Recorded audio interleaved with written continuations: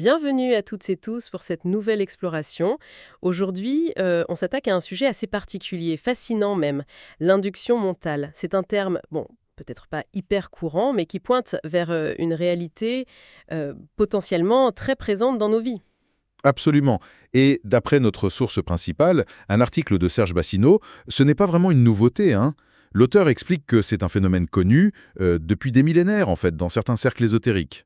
Ah oui, lesquels? Ceux qui suivent ce qu'il appelle la voie psychologique ou le troisième niveau. Attention, hein, pas une élite sociale, mais plutôt des gens engagés dans une quête intérieure, disons profonde. Notre objectif aujourd'hui, en se basant sur cet article, c'est de vraiment essayer de comprendre ce concept. C'est quoi, concrètement, l'induction mentale? Comment ça serait censé fonctionner? Bah oui. Quels seraient ses effets positifs et négatifs aussi, apparemment? Et puis surtout, bon, en quoi ça nous concerne au quotidien? Même en ligne, d'ailleurs. Alors, l'auteur décrit ça comme une sorte de force naturelle, presque un courant invisible, tu vois. Historiquement, il explique que c'est par ce biais que des figures de sagesse, des maîtres, transmettaient le savoir et même une certaine énergie à leurs disciples, les Shélas. Lécher là, d'accord. Oui. Et l'idée forte, c'est que la simple proximité, le fait de vivre à côté du maître, eh bien, ça pouvait être plus formateur que n'importe quel discours. C'est vraiment l'influence par la présence. C'est une belle image, ça, cette transmission un peu silencieuse. Mais l'article, tu disais, insiste sur une dualité. C'est pas toujours bénéfique, cette induction innée. Non, justement, elle peut être positive ou négative. Et ce qui est intéressant, c'est que selon l'auteur, l'intention de départ de la personne qui induit, ça changerait pas grand-chose au résultat final. Ah, d'accord. Le côté positif, bon, on l'imagine assez bien, être près de quelqu'un de calme, de rayonnant, ça peut faire du bien, on le sent. Mais le négatif, ça se manifeste comment alors? Mais c'est là que ça devient plus insidieux, parce que cet aspect négatif serait souvent moins conscientisé. L'auteur donne des exemples très concrets, très parlants. Comme quoi, par exemple? Pense à l'effet d'entraînement dans une bande de gamins, tu vois.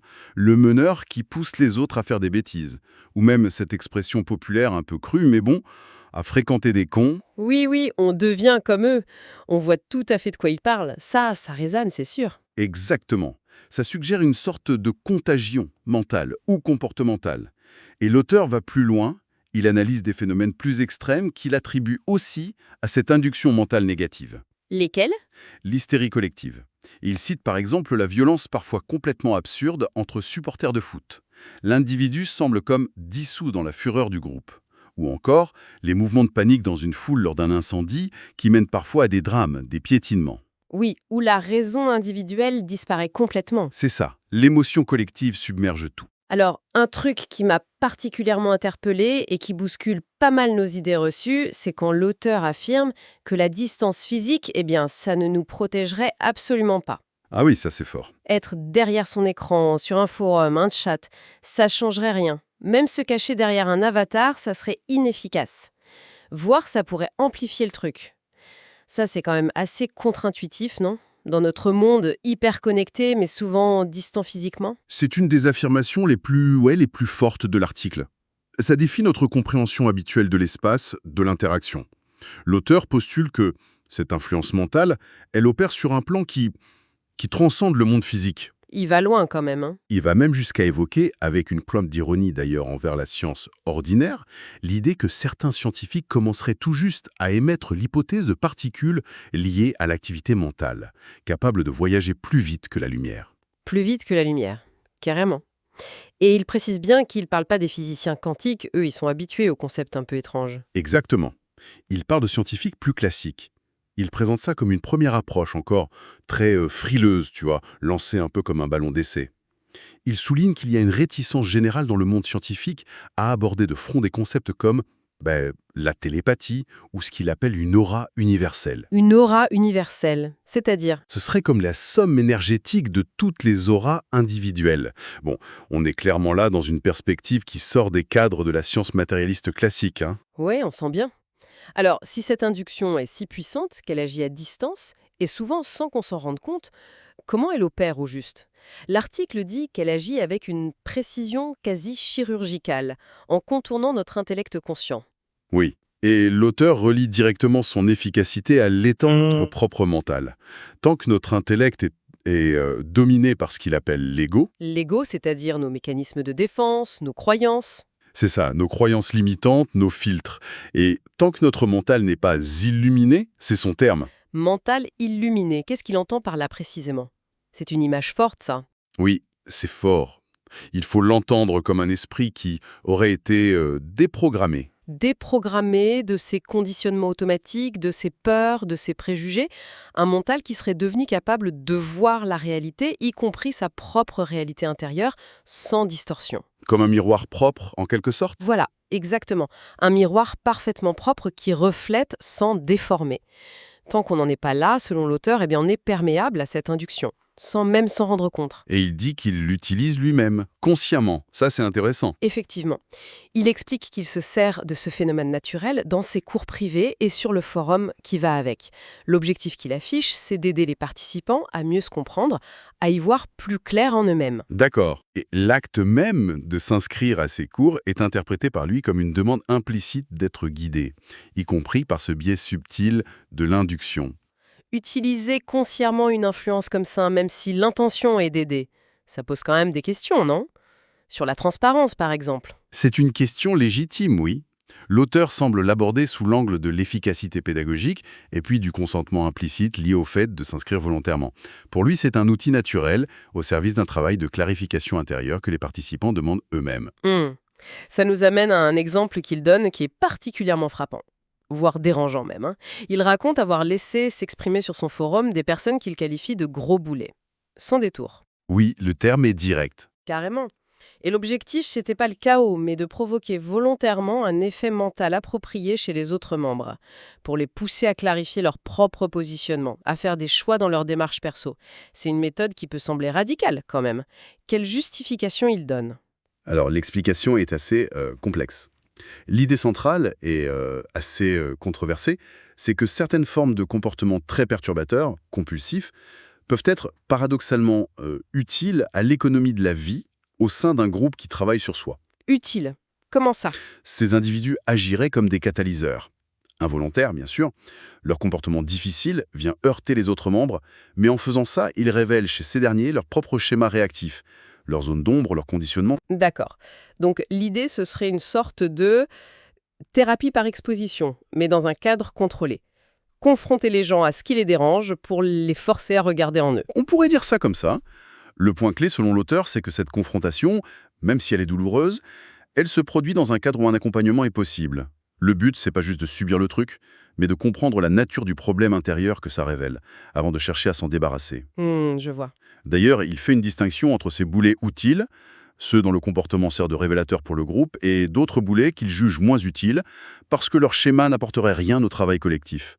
Et cela serait alors exclu plus rapidement. C'est une distinction qui semble quand même assez subjective, ça, basée sur l'utilité perçue pour le groupe. Mais où on trace la ligne? Le risque de faire du mal aux gens même sans le vouloir, en les exposant comme ça, il est réel, non? L'auteur ne détaille pas explicitement les garde-fous, c'est vrai, mais l'accent est mis sur le cadre d'accompagnement et sur l'objectif de prise de conscience. Toute la justification repose sur cette idée que la confrontation, même désagréable, est nécessaire à la croissance et qu'elle est plus sécurisée dans ce contexte que dans la vie de tous les jours, quoi. C'est clairement une approche à haut risque, mais potentiellement à haute récompense pour la conscience de soi, de son point de vue. D'accord. Bon, tout ça renforce l'idée centrale que nos réactions émotionnelles face aux autres, elles sont de puissants indicateurs de ce qui se passe en nous. Si quelqu'un nous irrite au plus haut point, nous blesse, nous met en colère, le réflexe premier devrait être, selon lui, non pas d'accuser l'autre, Non. mais de regarder à l'intérieur. Il utilise le terme grec ésotérikos, c'est ça, se tourner vers l'intérieur. C'est exactement ça. Dans cette optique, l'autre n'est qu'un miroir, un révélateur. L'émotion forte, que ce soit l'agacement, la jalousie, la colère, la tristesse, elle ne viendrait pas fondamentalement de l'action de l'autre. Elle viendrait d'une zone sensible en nous. Une blessure, une croyance? Oui, une blessure pas guérie, une croyance limitante, une attente irréaliste, souvent inconsciente. Si on était parfaitement en paix, sans zone réactive, eh bien l'autre perdrait ce pouvoir de nous déstabiliser émotionnellement. Et l'auteur va même plus loin, il nous invite à questionner notre jugement sur ces émotions elles-mêmes.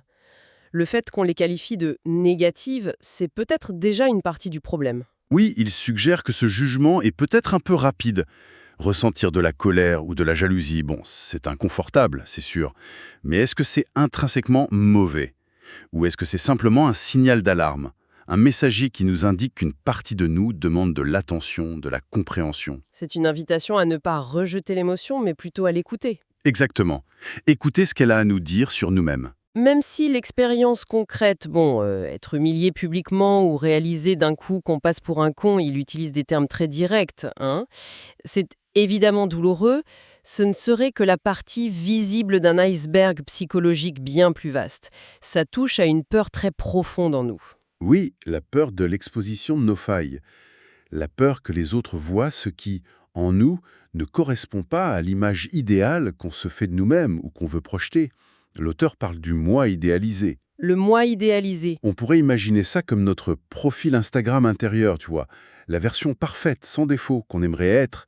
Et la souffrance, elle vient de la confrontation brutale entre cet idéal et la réalité, parfois moins reluisante de qui on est vraiment, avec nos imperfections. Et là, certains traits comme une candeur excessive, presque de la naïveté, ou à l'inverse, un orgueil très marqué, sont souvent des constructions mentales, des carapaces en fait. Oui, des carapaces bâties sur des dogmes rigides, des peurs profondes ou un manque de confiance en soi.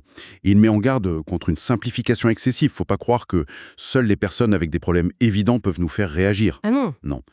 Quelqu'un qui nous semble parfaitement équilibré, sain d'esprit, peut tout autant appuyer sur un bouton sensible chez nous. Parfois sans même s'en rendre compte. Simplement en remettant en question une de nos croyances bien ancrées, notre petit confort intellectuel ou un idéal auquel on tient.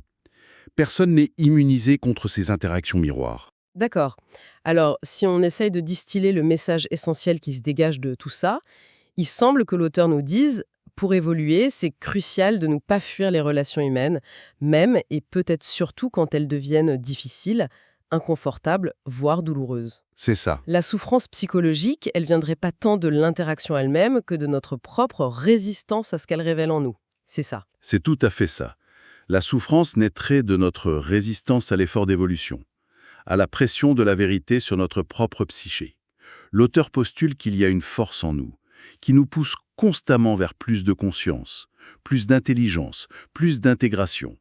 Et résister à ce mouvement naturel de croissance, de libération d'esprit, ça serait source de douleur. Un peu comme des douleurs de croissance, mais psychologiques. Voilà, c'est une bonne image.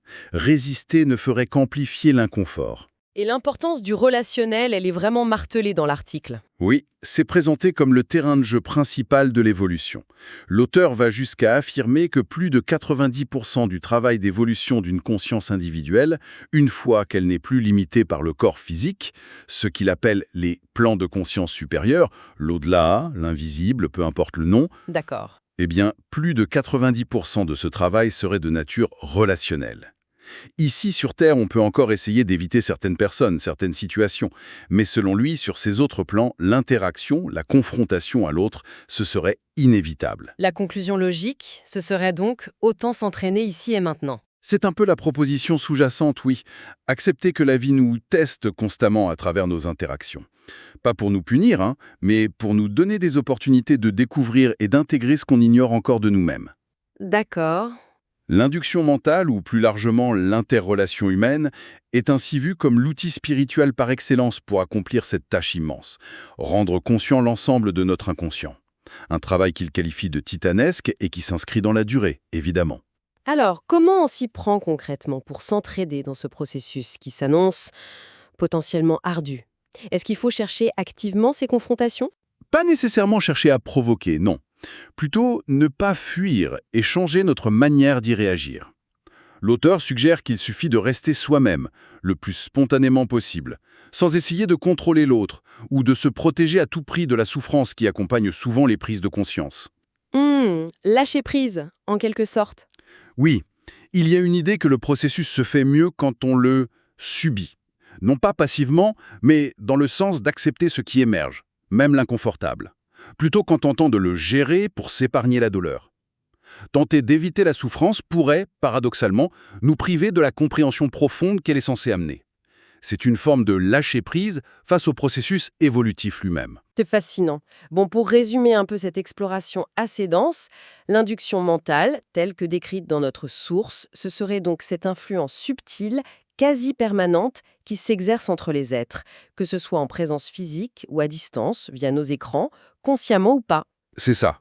Et l'invitation principale, ce n'est pas de chercher à s'en protéger à tout prix, mais plutôt de changer notre regard sur les réactions parfois vives que ces interactions déclenchent en nous. Exactement. Plutôt que de les voir comme des simples nuisances ou des fautes de l'autre, il s'agirait de les accueillir comme des occasions précieuses, des fenêtres un peu inattendues qui s'ouvrent sur notre propre paysage intérieur. Pour révéler quoi? Nos conditionnements, nos blessures. Oui, nos conditionnements, nos blessures, nos attachements, l'évolution personnelle, dans cette perspective, passerait inévitablement par cette confrontation progressive avec notre propre inconscient. Et cette confrontation est rendue possible, et même accélérée, par le miroir que nous tendent constamment les autres. Voilà qui donne vraiment matière à réflexion. Et pour conclure, une pensée peut-être à emporter, une question à se poser, inspirée par cette discussion.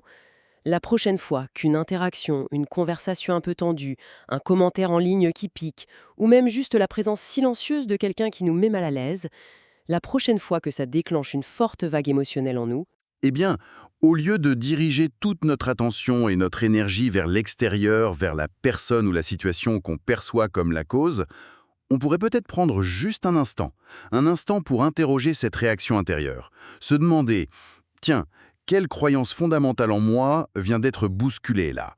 Quelle attente non formulée a été piétinée ? Quelle facette de mon moi idéalisé, cette image parfaite que j'essaye de maintenir, se sent soudain menacée ou exposée ?» en somme, qu'est-ce que l'intensité de ma propre réaction m'apprend sur moi? Exactement. Qu'est-ce que ça m'apprend sur les territoires encore méconnus de mon propre esprit, sur ce qui, en moi, demande à être vu, compris et peut-être finalement intégré?